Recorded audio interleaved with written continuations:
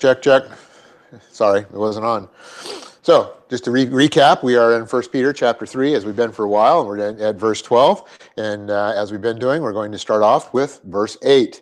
Verse 8 says, "Finally, be all like-minded, sympathetic, manifesting brotherly love, compassionate, slant tender-hearted, humble, slant genuine humility-oriented." It goes on in verse 9, "Not ones paying back, slant rendering, evil for evil, or insult for insult. But on the contrary, one's giving blessings, because you all have been called into this," and that's this mental state and resulting action, "in order that you all might inherit a blessing."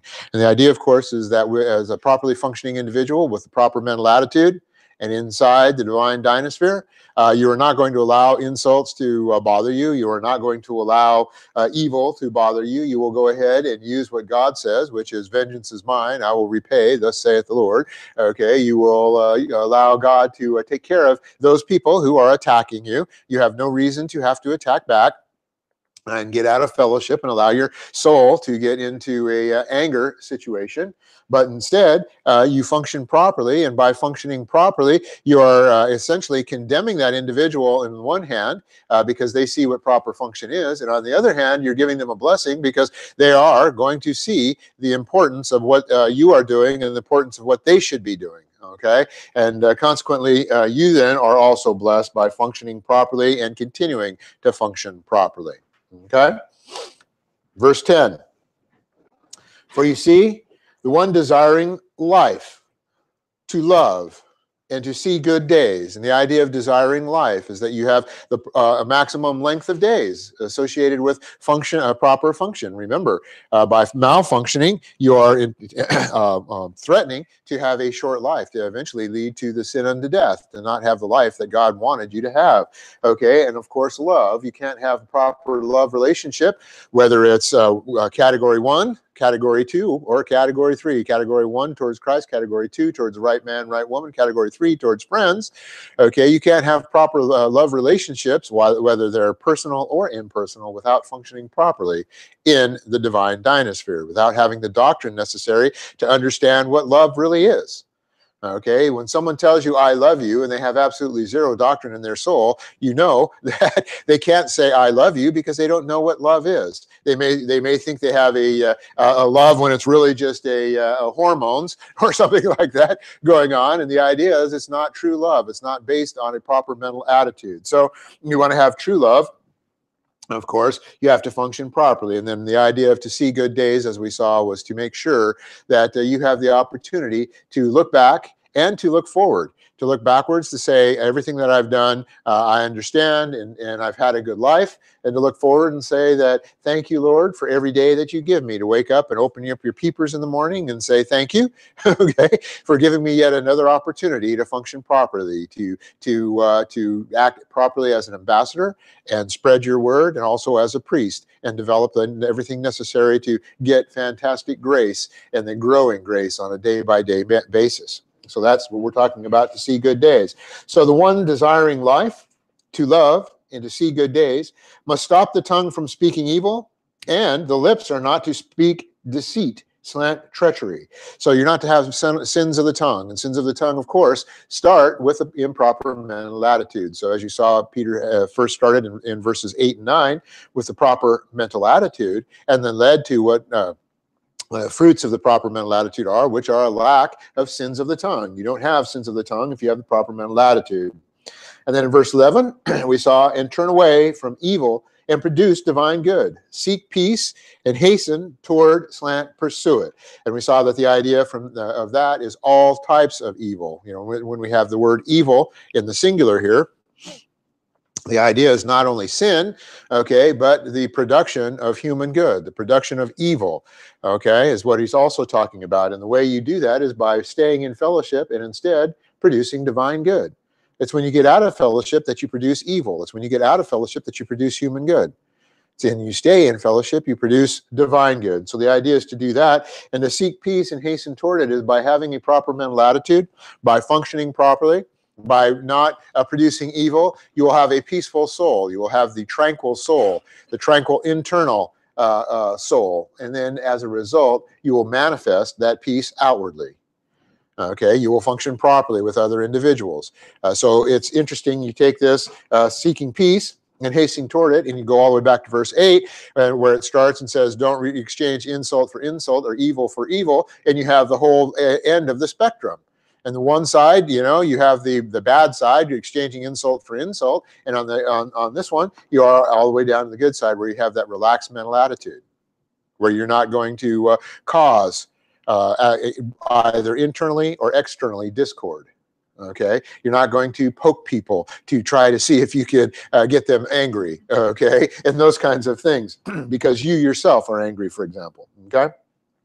And remember, these have been starting with quotes because they are associated with Psalm 34. And then verse 12, whoops. Oh, I thought I'd gotten rid of those. Okay, I missed a slide. Verse 12 says, because, and so now we're getting fantastic information, because it's information that is explanatory. And remember, God doesn't have to explain to us.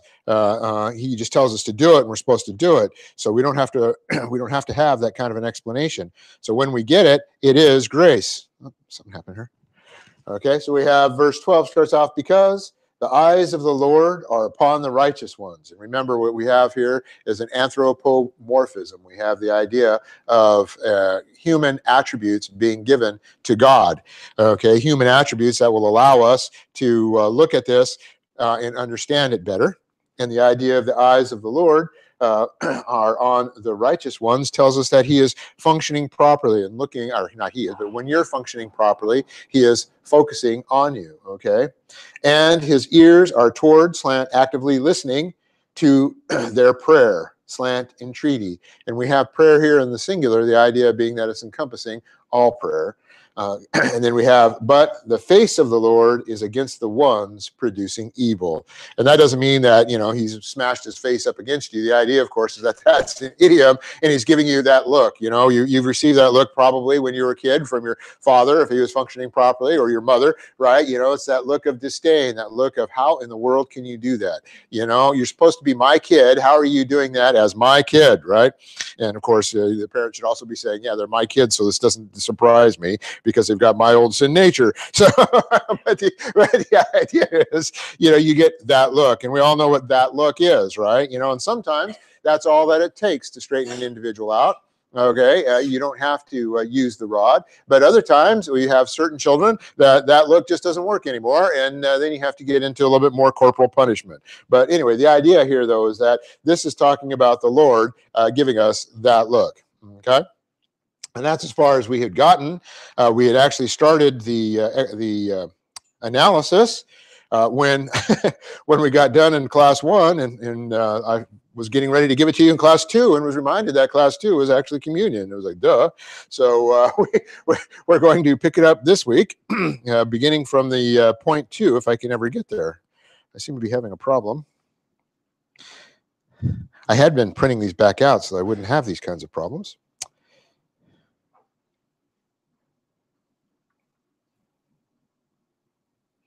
So, but anyway, we'll just start, since we didn't get very far, we can just start with point 1 and give it to you again. Maybe a little bit different, because I do sometimes edit it while I'm just giving it to you. So point 1 says, verse 12 continues with the quotation from Psalm 34, 15 through 16a. The verse starts with a, quote, anthropomorphism, period, end quote. This is a technical term for a figure of speech in which physical characteristics of human beings is attributed to God to help us understand the principles or to explain the policies that are being taught. God doesn't have eyes or ears or hands, etc., but he has given these things to make our understanding easier. This is in contrast to an anthropopathism, which is a term used to describe the figure of speech in which human emotions, or feelings are given to God.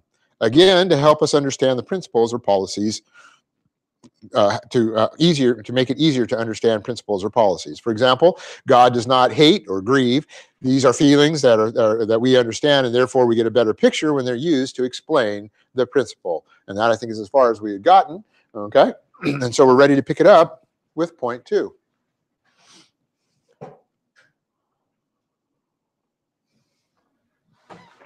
Point 2 says, we start the phrase, or excuse me, we start the verse with the phrase, comma, quote,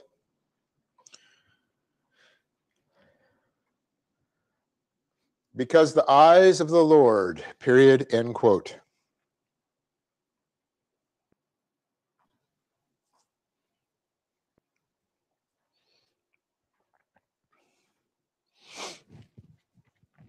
Subpoint A.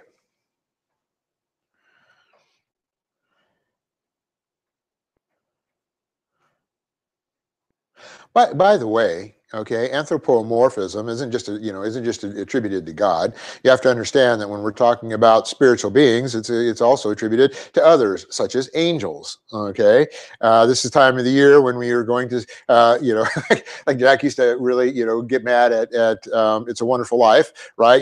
Because you have the old concept of every time a bell rings, an angel earns its wings, right? That's not true. Humans don't turn into angels, which is what people think. Some stupid people, that you die and turn into an angel. Angels and humans are separate creatures, okay? And the term of angels having wings is an anthropomorphism, okay? We look at wings as being something superior to what humans have. See, we can't fly. Okay, so when we think about the ability of angels to be able to transport from here to there, to be able to instantly appear, such as they did to Joshua, for example, and others, okay, that's a superior capability, and the best way to express that in the written language of the English, particularly at that time, was to think of it in terms of wings. You look at birds; they have a different motility than we do. They can fly, mobility, they can fly and stuff, right? Things that we can't do. So we attribute to angels wings. And then, so that's in the Bible. Makes it clear, that angels have superior capability than us. And then you take the numbers of wings and the types of wings, and that then gives them rank when you talk about the angelic army. Okay, it's like having stripes or anything else. The more wings they had, okay, the higher up they were. Michael, the archangel, is perceived as having more wings than others. Those are anthropomorphisms. Those are things that give us an understanding. Okay, and the fact that an angel can appear and stand in front of an individual, okay, and look like a human, okay, that is again, attributed. That's a form that's taken that they don't truly have. Okay, they're light. They're manifested of the equivalent of light or whatever. Okay, so the idea continues not only just with God, but also with the whole concept of angels. But angels, don't ever think that they don't exist. You should certainly know that we're in the angelic conflict and they exist. Okay, I've heard Christians tell me about, oh yeah, I believe everything except I really don't really believe about angels. Right? Well, if you don't believe about angels, then you don't believe about Satan, because Satan was the highest angel that was ever created. Okay, to start off with, the highest being. Okay, so if you can't believe in angels and you can't believe in Satan, if you don't believe in Satan, then you don't believe in the angelic conflict, then why in the heck are you here? Okay, so anyway, let's continue. We start the verse with the phrase, because the eyes of the Lord. Subpoint A. This verse is giving us a reason or incentive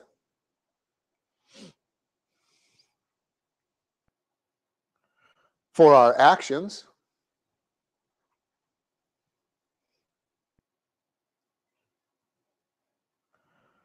And as a result, comma,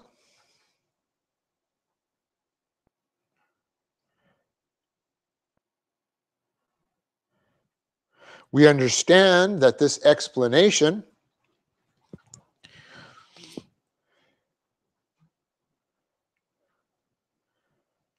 is a function of grace.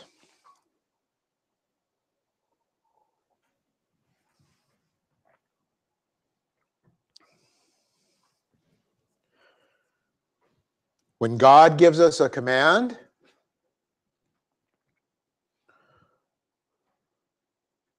we are to obey it, comma,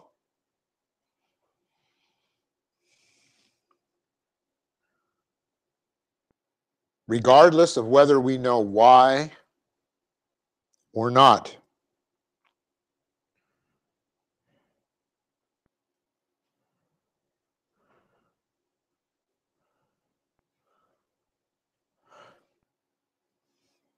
The best case for understanding this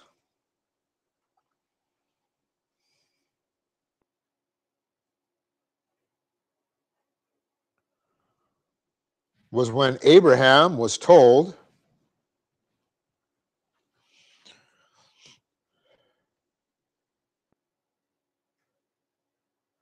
to sacrifice Isaac.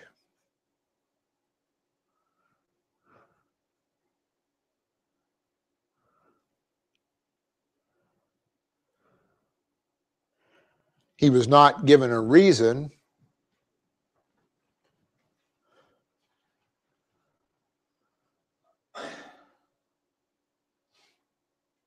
but he began to obey the command nonetheless.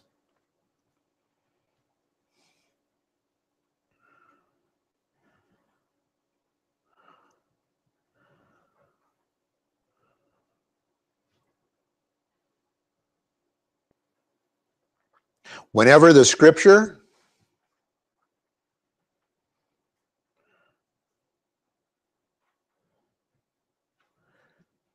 gives us a quote, because, end quote,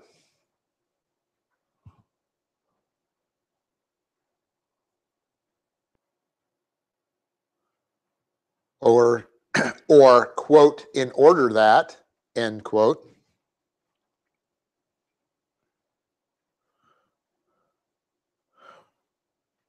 we are getting grace information.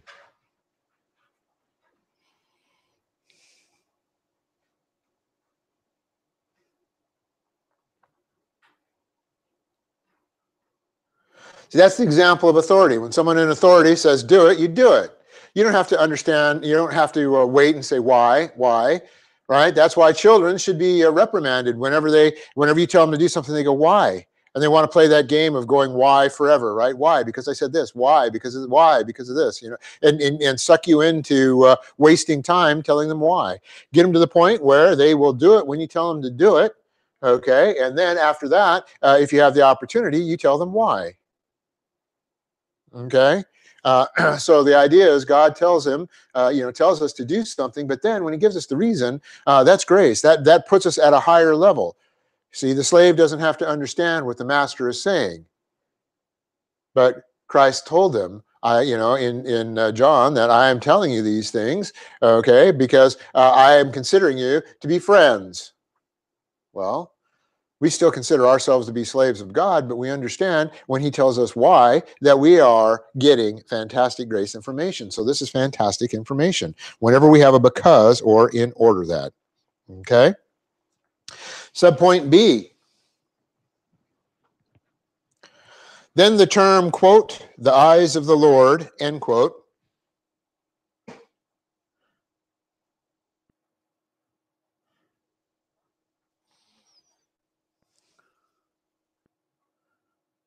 is obviously our first anthropomorphism. And anthropomorphism, remember, is ANTHROPOMORPHISM.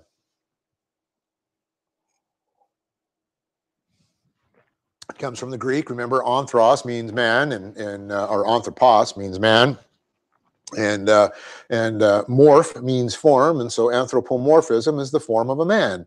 Okay, so that means you're taking on man's characteristics. But anyway, the term "the eyes of the Lord" is obviously our first anthropomorphism. Here,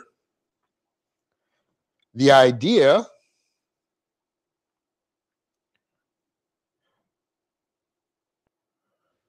represents God's omniscience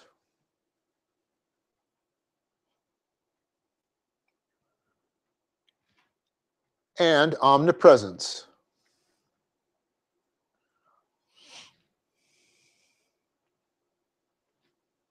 He, quote, sees everything, or he, quote, sees, end quote, everything.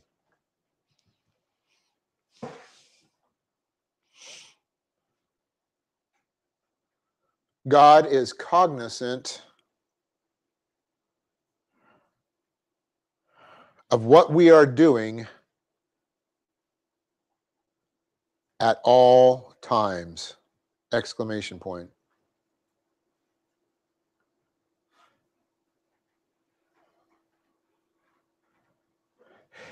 we think about that and we hear those words and we don't really understand and grasp what that means, right? Stop and think about that for a second. Of all the billions of just people on the earth, God knows what all of them are doing at all times. Of course, not only that, he knows exactly what we're going to do in the future. Okay, but just stop and think about it for 1 second, knowing what everybody's doing for 1 second. And then remember, the Bible tells us he knows even what the lowly sparrow, he even cares for the lowly sparrow. So all of the creatures are in his forefront of knowledge at all time. That's what omniscience means. Okay, and so he sees us and knows. But the concept here is among all of those billions, okay, he's focusing on you, the righteous.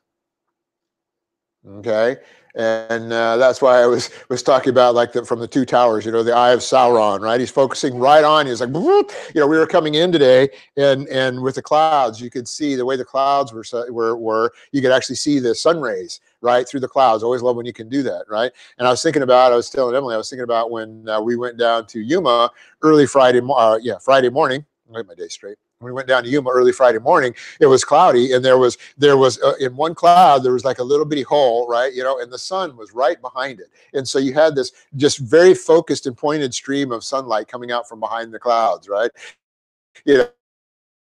That's up here.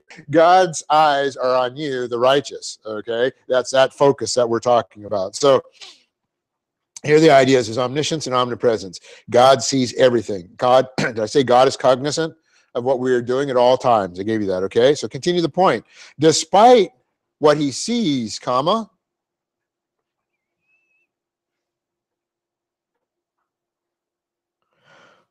whether we are malfunctioning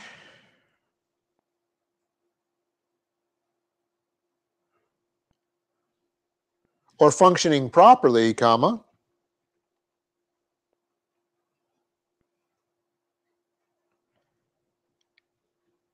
he continues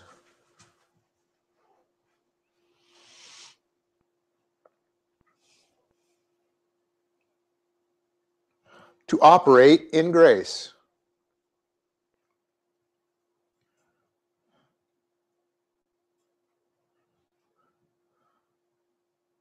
So we haven't gotten the second phrase yet upon the righteousness yet. We're focusing first on because the eyes. And the idea is that God is going to provide grace whether you're functioning properly or malfunctioning. When you're malfunctioning, the grace that he provides is associated with discipline. It's associated with the necessary actions to let you know that you are malfunctioning and to attempt to encourage you to get back functioning properly. But he sees us and he's operating in grace. Okay, so he continues to operate in grace. One last sentence. His eyes are open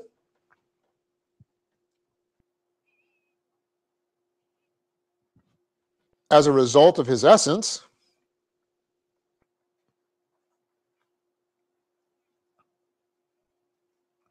but his focus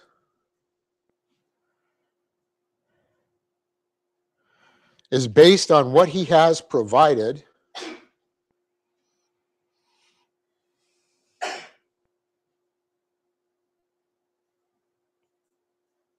for us in grace.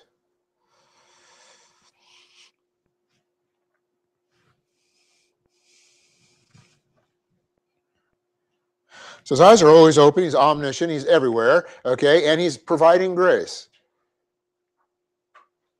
And God provides grace called discipline, or not discipline, because discipline you have to be in the family, but called punishment, okay, to the unbeliever as well. Remember when we studied the divine decree, there are two halves of the divine decree. There's the half for the believer and the half for the unbeliever. So God doesn't ignore the unbeliever. See, that's the other thing a lot of people think of as well. If I leave God alone, he'll leave me alone. That's not the case. Right? You have arrogant unbelievers that are like that, right? Atheists. Yeah, I don't believe in God. Why should I believe in a God? You know what? If I leave your God alone, he'll leave me alone. No, he won't. Okay? No, he won't. And you'll find that out when you die and you're in the lake of fire, right? He didn't leave you alone. Okay? He thought about you the whole time that you were alive.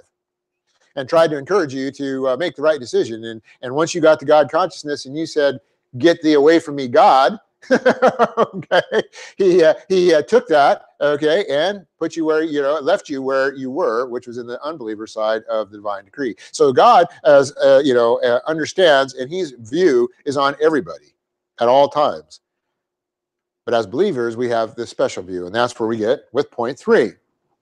So point 3 says, next we have, quote, are, and are is in parens with the lines through it because it's the elliptical status quo verb, are upon the righteous ones, period, end quote.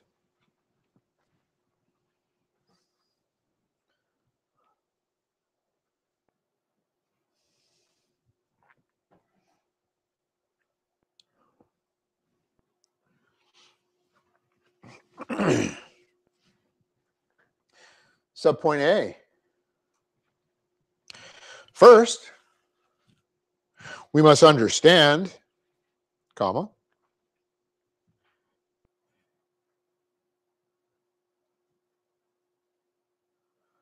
like the mature believers to whom Peter is writing, comma,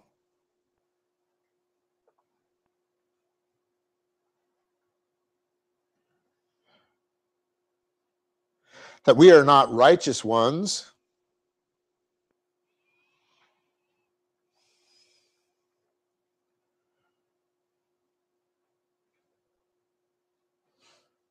because of any meritorious act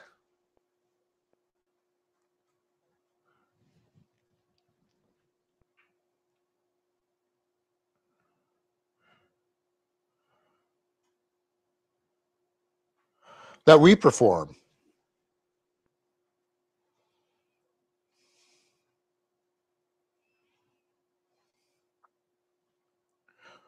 We are righteous ones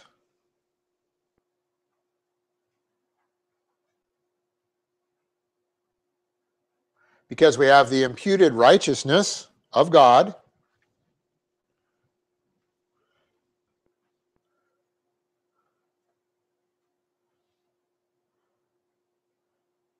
as a result of our accepting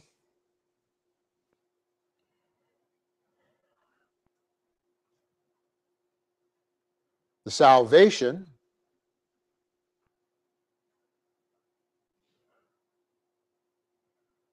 that he freely offered.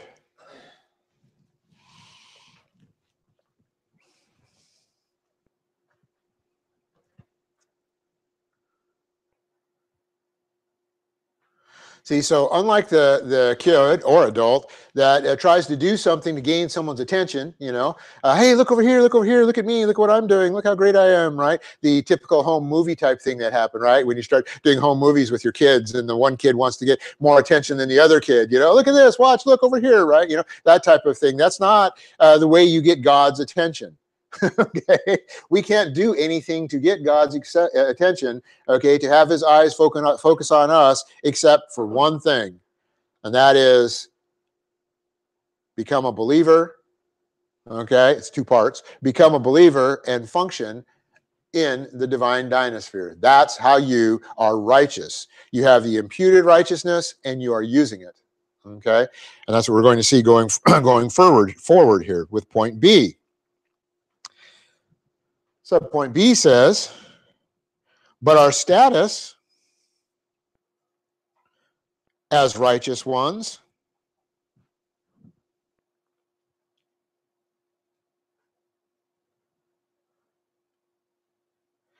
and our tactical function as righteous ones are separate things, period.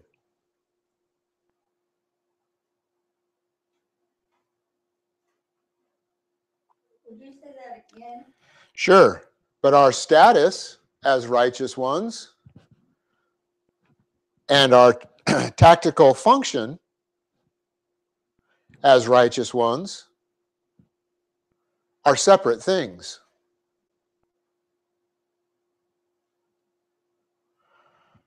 We have righteousness, comma,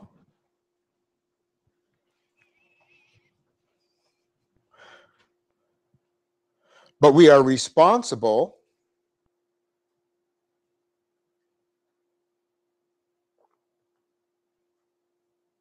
to function as righteous ones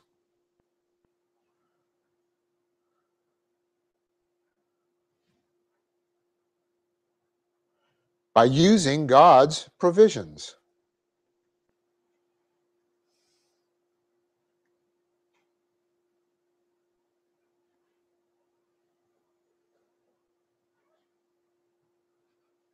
See, so the idea is when we have the concept of righteous ones, we're talking about both status and function. You can have the status of, of being a soldier. You can enlist and go through boot camp and all that stuff. But then when you get out in the field, if you don't act like a soldier, you're not a soldier. You may have the uniform, you may have the stripe or stripes, you may have, the accoutrement like the guns and the bullets and all of that kind of stuff, right? And be and look just like a soldier. But if when it's time to engage, you don't engage or you don't act honorably like the soldier you're supposed to, okay, then you're not a soldier. It's the same for us in the angelic conflict. When we accept Christ, we get imputed righteousness, and we are righteous from a status perspective. But if we then turn around, okay, and function in human good and evil, and function in the evil that we're being told not to function in, then we are not righteous ones any longer. We have righteousness, but we're not functioning righteously. We have become agents for the enemy. Okay? And you know what they did with agents of the enemy that were in the uniform of the army that they were supposed to belong to and turned out to be spies. If you were a spy, you got hung. Okay? But anyway, the same thing happens. You get disciplined. Okay? So there's a difference between having righteousness and functioning properly righteously and therefore being called righteous. Okay? So our status of righteous ones and our tactical function as righteous ones are separate things. We have righteousness, but we're responsible to function as righteous ones by using God's provisions. Continue the point. Therefore, the individuals being addressed here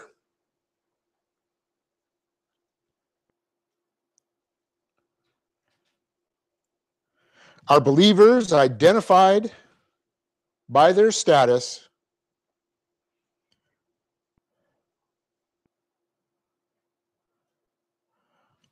of righteousness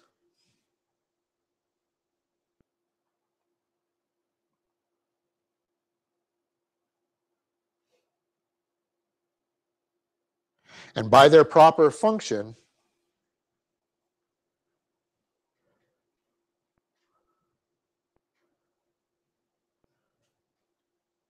in order to be designated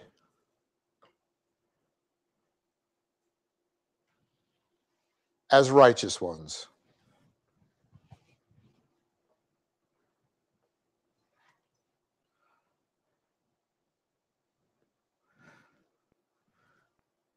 See, so you may be saying, gee, why are you making that big difference? Why are you pounding all this stuff? Why did you just waste 5 minutes telling me about the difference between the status of righteousness and functioning righteously? And the reason is because we, as properly functioning believers, have to walk that straight and narrow path. And you need to understand that you may bump into people that have been under doctrinal teaching, for example, and say, yeah, I understand this whole thing about imputed righteousness.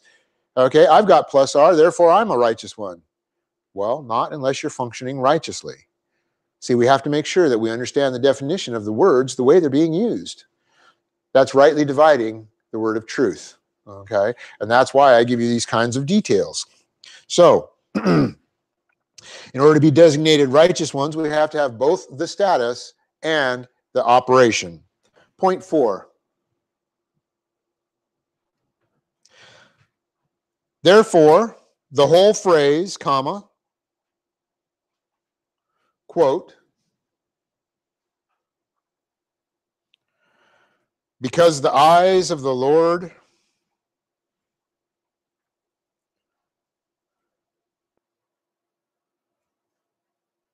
are upon the righteous ones, end quote,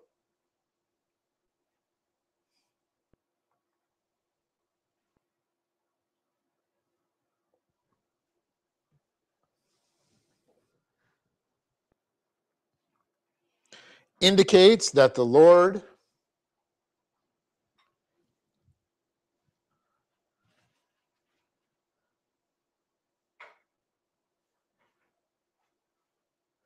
is not only cognizant of what we are doing,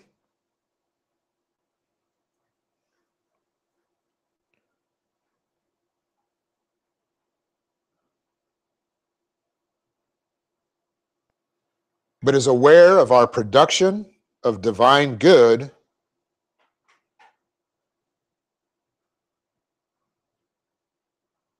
when we are producing it.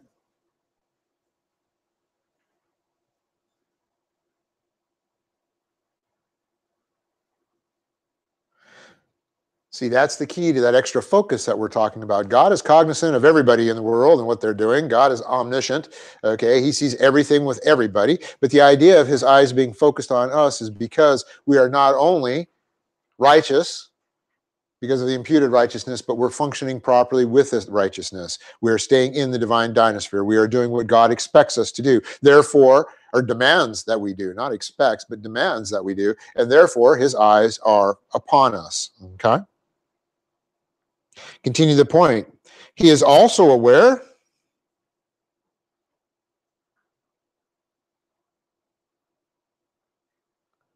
that we are, quote, seeking peace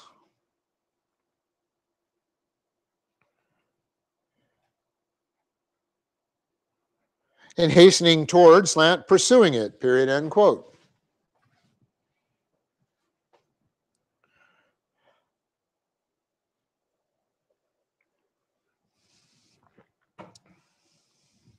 The idea there, of course, is that he's not only aware of our overt actions, but the actions that motivate them. He is aware of our mental attitude, our mental state.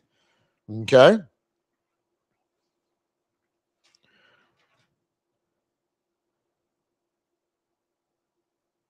The phrase also, continuing the point, the phrase also has the connotation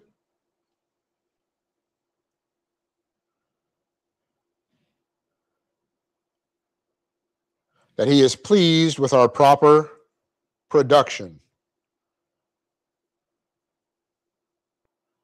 of divine good.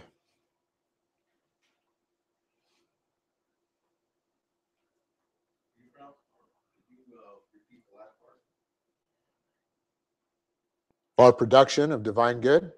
How much did you get? Okay. With our production of divine good.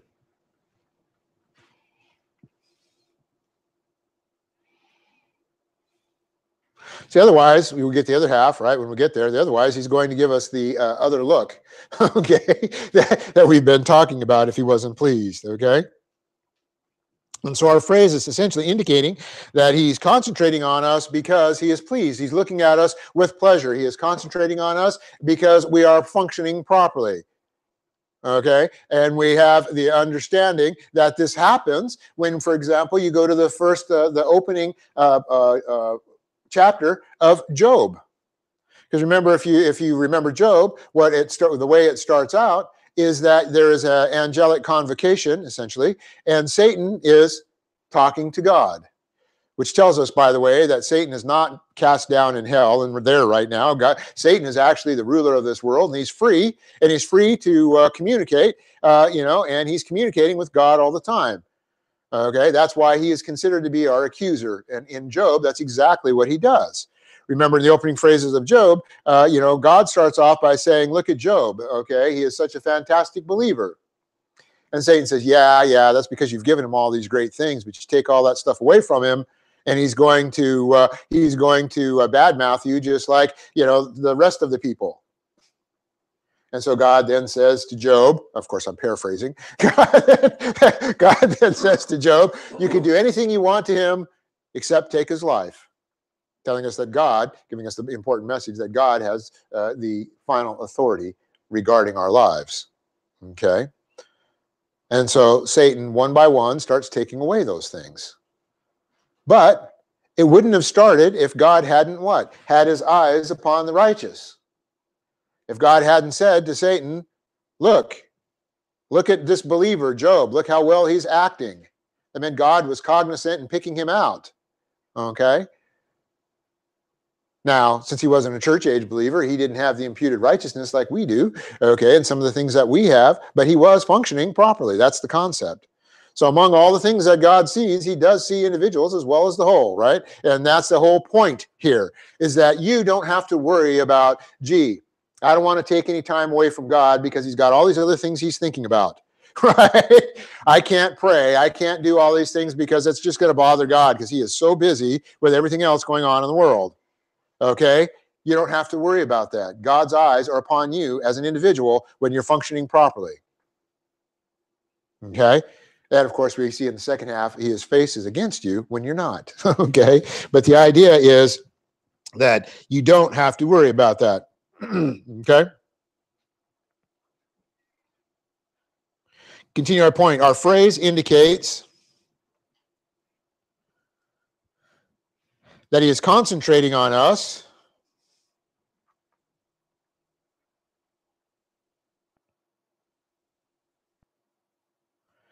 and therefore is pleased, period.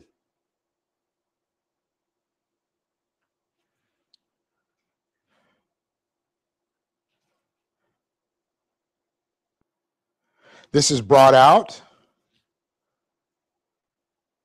by the use of, quote, epi, E-P-I, end quote,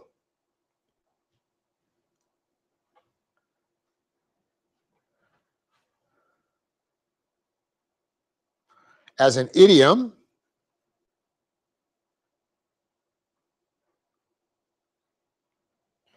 meaning, comma, quote,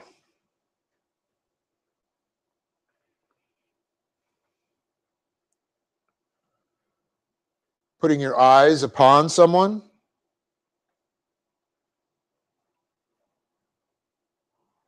or to focus on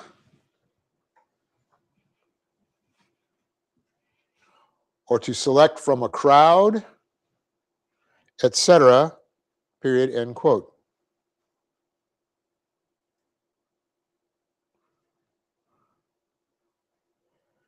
He is picking us out of the crowd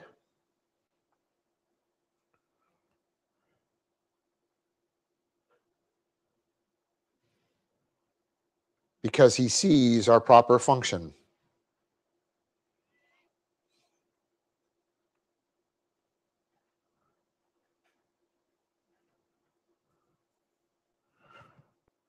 God is glorified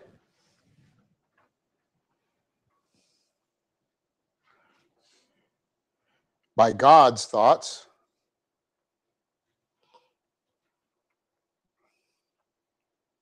intents, and attributes,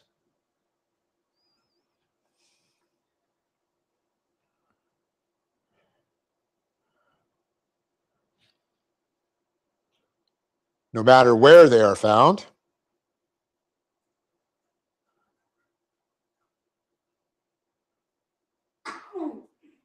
And here they are found in the, quote, righteous ones, period, end quote.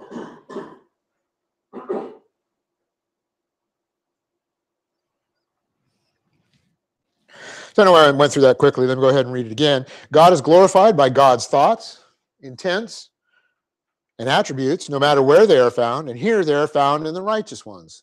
Remember, God, we cannot glorify God through anything we do except by functioning in God's plan and manifesting back to God God's information. God is glorified by God. God is glorified by God in us. He is not glorified by our human good. He's not glorified by our improper function. He's not glorified by us trying to act saintly so as to impress other individuals. You know, the false humility of, gee, I'm going to wear sackcloth and eat nothing but grains and, you know, and do good for everybody, no matter how I'm treated. No, he's glorified by what he sees reflected back of his in you.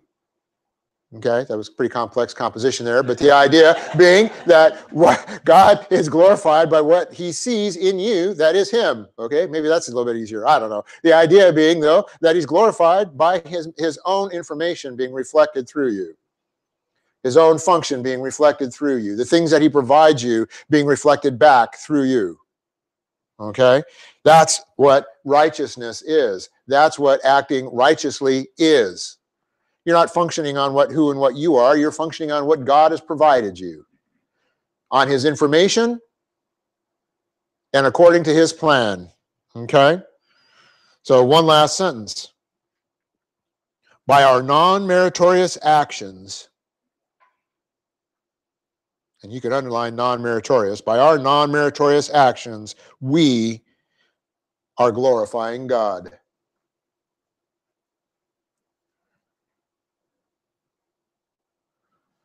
So you want to have God's eyes on you. You want God to be focused on you. You don't turn around and be arrogant and say, "Hey, God, look at this." Right? I just won the world's biggest lottery. I just won, $750 million, and I'm giving all of it except $1 to the church. Aren't I great? No. The church will be happy, I'm sure, but you aren't great. You are not glorifying God by doing that. Okay? Or better yet, I'm going to take all the money that I have, which is not a lot, okay, and I'm going to live in abject poverty so that I can give all my money to the poor, and then I'm also going to make sure that I work in the soup kitchen every holiday, and that I do everything that I possibly can to show how humble I am and how I'm trying to get rid of the poverty in the world. Aren't I great? No. First of all, God says, "You poor you will have with you always." So by trying to get rid of the poor, you are acting as Satan. And secondly, everything you're doing in that statement that I said was associated with trying to get God's eyes on you through merit. Instead, function properly as a believer, using God's plan, reflecting God's information, doing God's will, and then you will be the righteous, and God's focus will be on you. Okay? Point 5.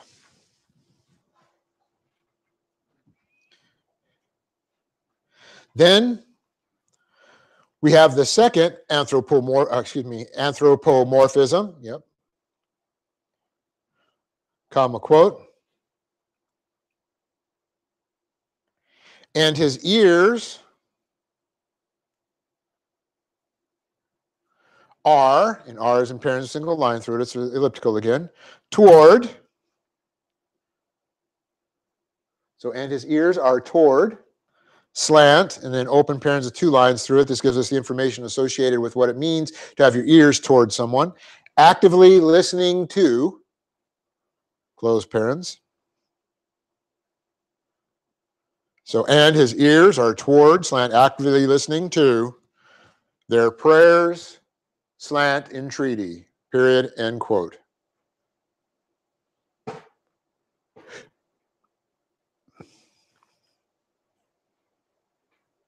Subpoint A. This phrase is very clear.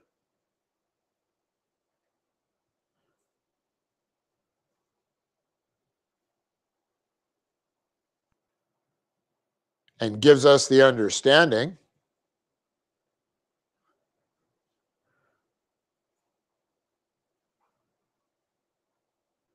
that God is listening to the prayers of the righteous.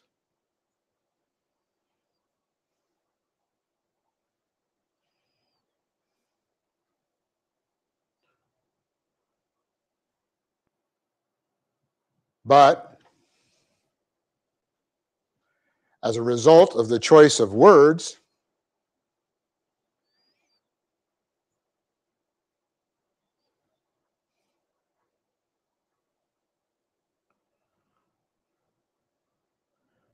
we have the emphasis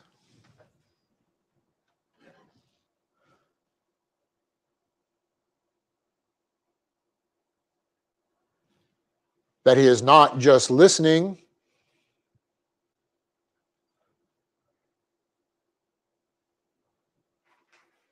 but actively listening,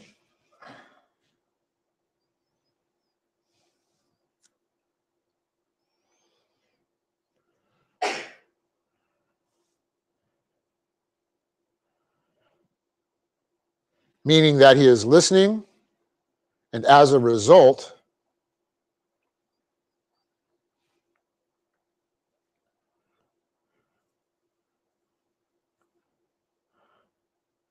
acting upon what he hears.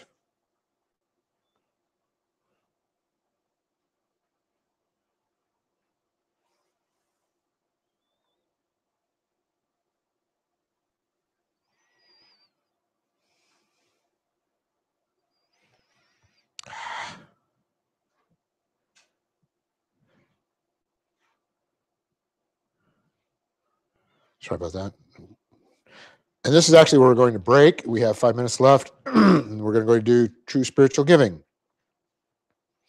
So this is where we'll pick it up in the next class. With subpoint B, we're going to do true spiritual giving right now before we end our our first class. And also, before we start our second class, we're going to come back from break. We're going to go ahead and do prayer meeting. So today we're going to do prayer meeting since I forgot it before last month. I want to make sure I got it in early enough this month. Okay, so we'll go ahead. We'll take a break for about 15 minutes or so, and then we'll come back. We'll have 10 minutes or so of prayer meeting, give you an opportunity to stand up and stretch for another 5 minutes or so before we start the second class. Okay, but of course, as always, as commanded, go away. Go away. Well, I'll do it this way.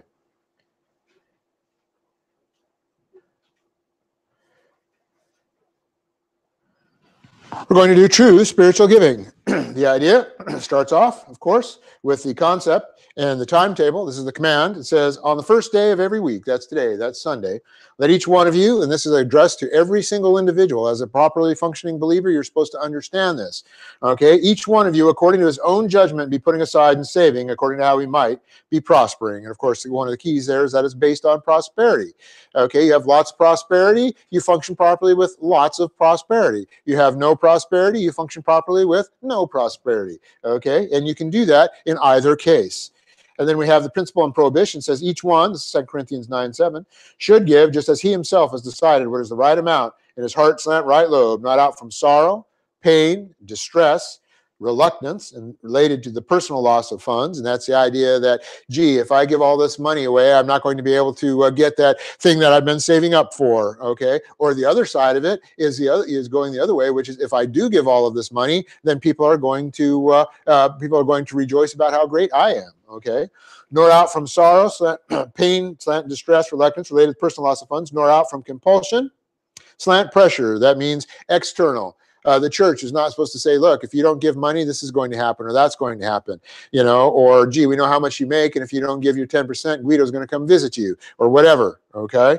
That's not supposed to happen. The church isn't supposed to malfunction, and the person isn't supposed to malfunction, okay? It says, for you see, the God keeps on loving a cheerful, satisfied giver, which means that the person is functioning in the divine dynasphere.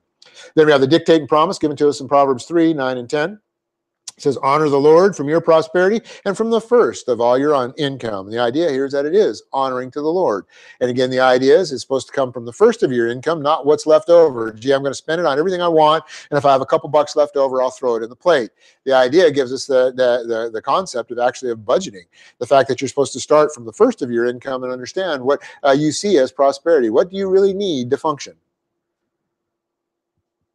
And after that, then the rest of that is prosperity, and you look at what do I do with this prosperity? And the first thing is you don't go for your wants. Remember, if you ever studied economics, there's a difference between needs and wants, okay? You don't go for the wants. You first set aside for the Lord, and then you handle your wants.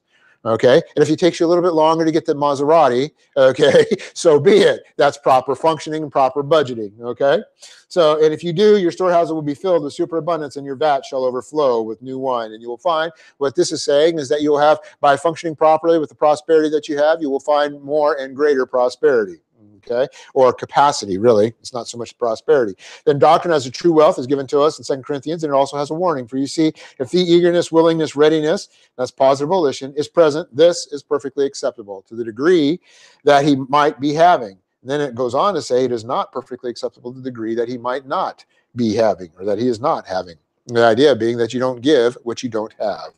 And finally, then, if you say, I want to be able to give, but I don't have, you can go to God in prayer. And as we're studying here, as a righteous one, he's going to listen to your prayers, okay? And by praying properly, your prayer will be answered. Now, that doesn't mean you will get a yes and suddenly have all kinds of prosperity. The prayer may be answered no. But in either case, whether answered yes or no, you get fantastic information from God that this is his plan for you to either function with prosperity and give it, or to function properly without prosperity and be happy, still can maintain your happiness and satisfaction. So I have now the God keeps on being manifestly able to richly provide all grace to you, in order that while always having complete self-sufficiency in everything, you all might be providing richly to every divine good work slant production. So we're going to go ahead now and take our normal few moments of silence, which of course is designed to give you the opportunity to go to God in prayer and exhale back to him a portion of what you received from him in grace, in the doctrinal area, okay, and the attitude and the proper mental function. And then we're going to also pass the container around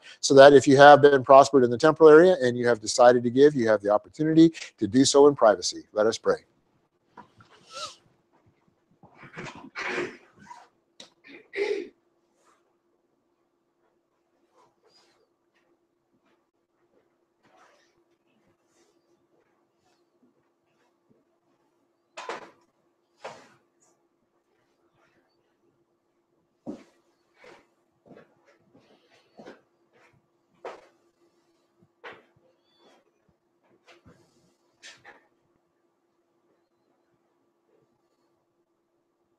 Heavenly Father, we thank you for this fantastic ability to be able to come to you in prayer, to be able to exhale to you a part of what we have received from you, to be able to exhale our understanding of what you have provided for us, beginning with salvation and going all the way up to and including fantastic above and beyond blessings in eternity and everything in between, giving us the opportunity to function properly in this world as we see it in the turmoil that it's in, as we see it in the mismanagement associated with Satan as the head of this world. And we see the growing antagonism towards Christians, and we see all these things, and yet we understand we have to have no fear. We have no need to have any fear. We are protected entirely by you and by what you've provided for us, and by functioning properly in your plan, we have fantastic above and beyond blessings, and for that we are truly grateful. We thank you for the opportunity to function properly, not only with regard to our doctrine and our mental attitude and our information associated with that, but also with regard to the prosperity temporally that you've provided for us to be able to exhale back to your plan, knowing how we are functioning properly. And we pray in Christ's name. Amen. Okay, if you'll stand, we will close with the song.